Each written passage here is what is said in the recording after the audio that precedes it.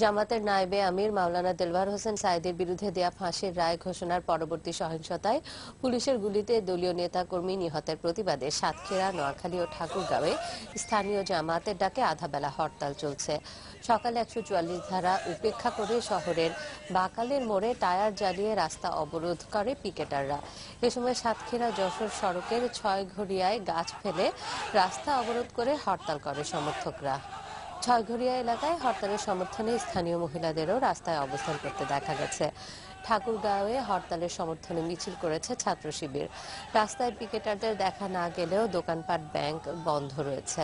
নোয়াখালীর মায়েজদির দত্তের হাট থেকে মিছিল করেছে শিবির। পরে শহরের বাস স্টেশন সহ বিভিন্ন রাস্তায় অবরোধ করে পিকেটাররা। এ সময় নোয়াখালী চট্টগ্রাম সড়ক অবরোধ করে হরতাল সমর্থকরা। এদিকে শহরের বিভিন্ন স্থান থেকে ১৬ জনকে আটক করেছে পুলিশ।